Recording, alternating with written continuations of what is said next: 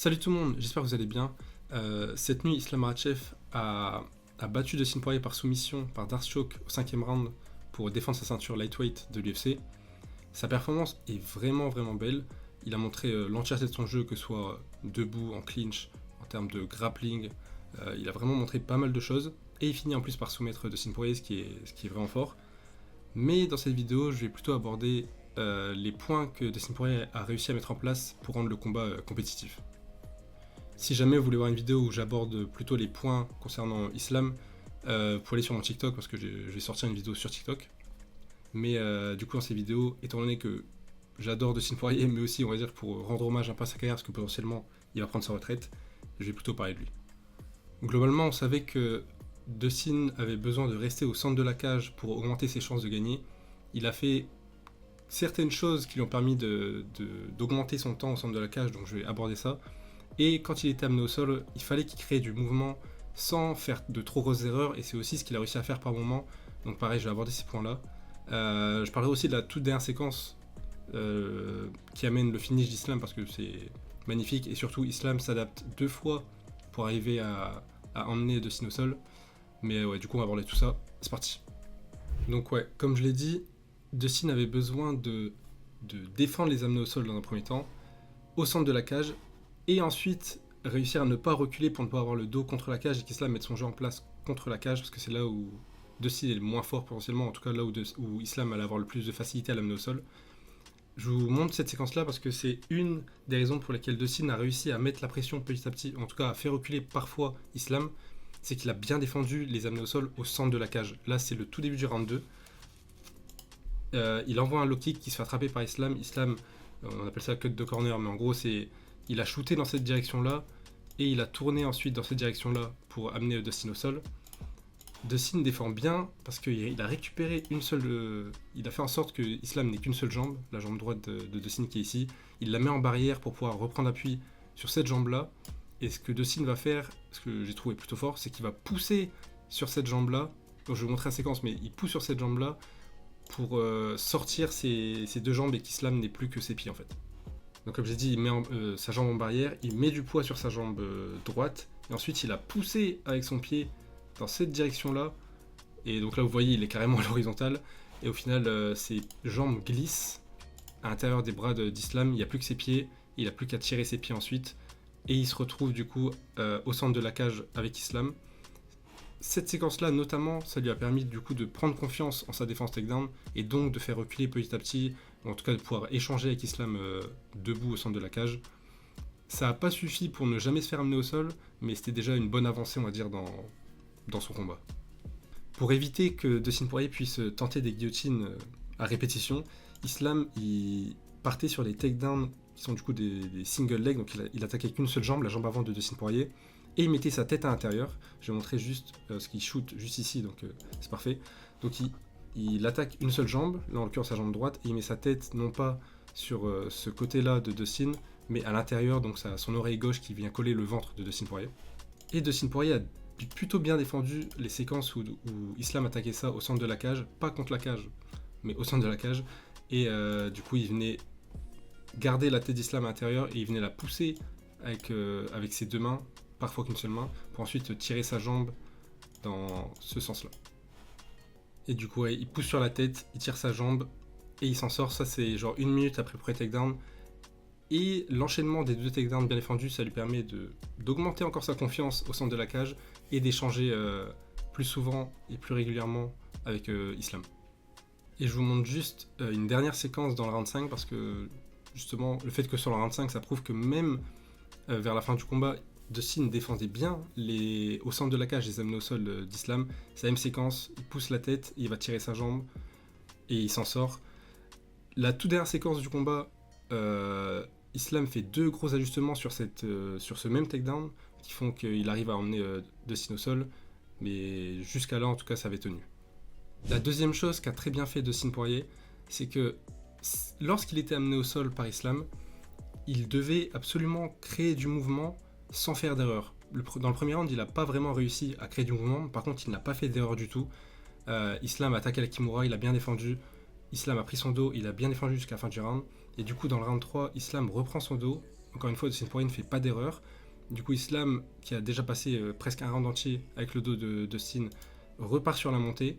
Une fois qu'il a la montée, Dustin sait qu'il faut qu'il crée du mouvement, et donc il va utiliser la cage pour créer du mouvement et s'en sortir. Il est pas loin de donner son bras, mais il le fait pas.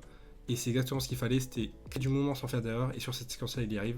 Vous allez voir ici, il pousse sur la cage. Là, il pousse sur la cage. Bon, son bras gauche est pas loin d'être pris dans une soumission, mais il arrive à le sortir. Il y a le coude qui sort assez vite, et donc au final il s'en sort, et encore une fois il se retrouve debout après avoir été amené au sol, et c'est exactement ce dont il avait besoin pour que le combat puisse être compétitif. La deuxième séquence où Dustin a réussi à mettre ce dont je viens de parler en place, c'est ici dans le 4e round avec son switch. Il a réussi encore une fois à créer du mouvement sans faire d'erreur, ou en tout cas sans donner de meilleure position à Islam. Là, il va juste utiliser son bras gauche pour le placer du coup à l'intérieur de la jambe d'Islam, et il va se tourner dans le sens, c'est-à-dire se rasseoir. C'est un switch qu'il avait déjà utilisé contre Khabib, je crois qu'il l'a même utilisé 2 fois. Ça n'avait pas marché parce qu'il était déjà au sol quand il le tentait. Là, ici, il a 3 appuis au sol, ses poings, mais ses genoux ne sont pas au sol, et donc ça marche plutôt bien en fait. Du coup, ici, il vient attraper à l'intérieur de la jambe d'Islam, tourner, et ça lui permet, comme j'ai dit, de juste créer de l'espace, créer du mouvement, sans donner une meilleure position à Islam. Il se retrouve debout, et c'est ce dont il avait besoin.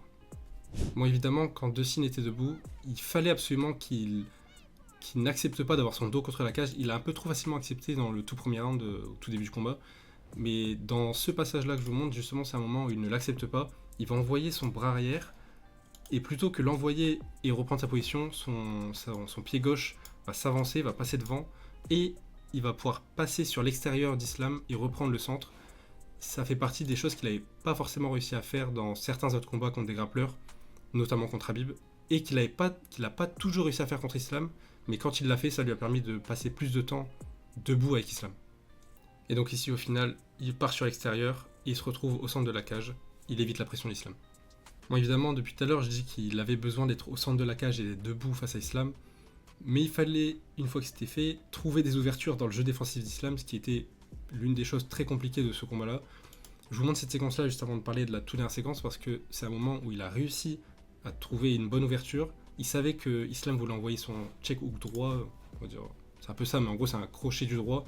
Donc ce bras-là, quand Dustin avançait et qu'il envoyait un jab et qu'il derrière l'enchaînait, Islam utilisait beaucoup son crochet droit. Dustin l'a compris, et donc là il va envoyer un double jab avant d'envoyer son bras gauche.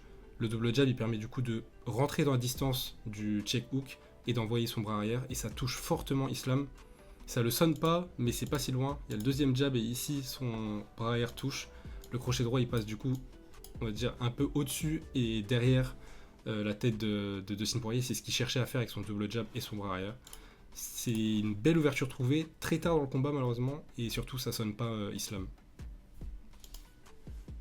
Et donc je vais parler de la toute dernière séquence, parce que même si Dustin se fait finir au final, il fait déjà amener au sol au final, il fait des choses qui sont vraiment intéressantes. C'est juste que Islam a un temps d'avance et s'ajuste et s'adapte trop bien 2 fois d'affilée. Il va re-shooter le même takedown que plusieurs fois dans le combat, c'est-à-dire single leg tête intérieure, et Dustin va commencer en faisant la bonne défense, en poussant sa tête. Vous pouvez voir ici sa main gauche, et je crois que sa main droite arrive aussi, pour pousser sa tête et faire, comme j'ai montré plutôt, tirer sa jambe de l'autre côté. Islam va bien s'adapter en s'asseyant, entre guillemets, en tout cas en mettant du poids sur l'extérieur de Dustin, c'est-à-dire qu'il va faire ce mouvement-là avec son corps pour emmener Dustin au sol. Donc c'est ce qu'il fait ici, c'est le premier ajustement d'Islam, et il est vraiment bon. Et juste derrière, Dustin va se réadapter encore une fois pour continuer sa défense. Ici, plutôt que donner sa jambe droite, il va switcher, il va faire reculer sa jambe droite, il va donner sa jambe gauche pour pouvoir redéfendre une nouvelle fois comme il faut. Vous allez voir ici, boum, il switch pour donner son autre jambe et pouvoir redéfendre.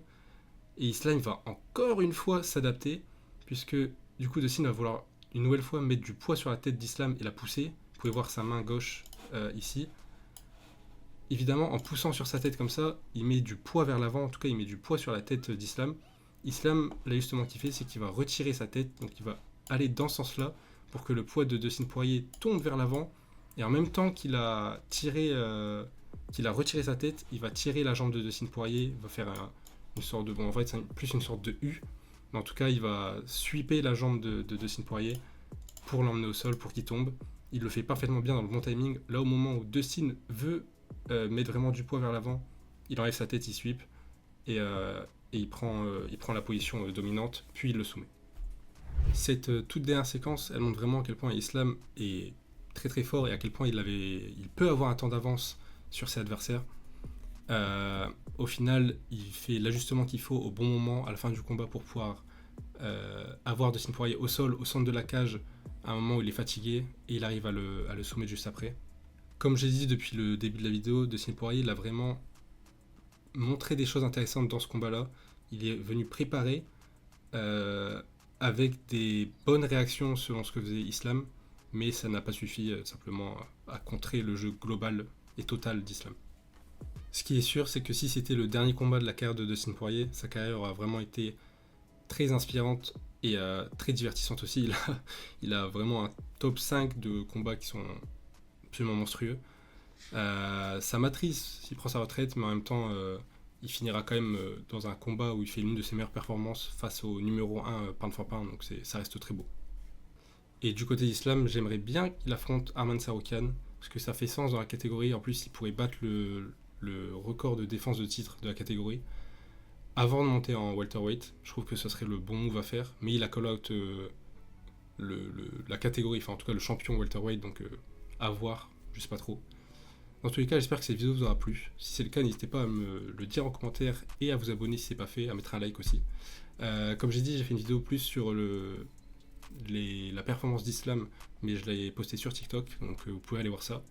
Je vous souhaite une bonne semaine, bisous.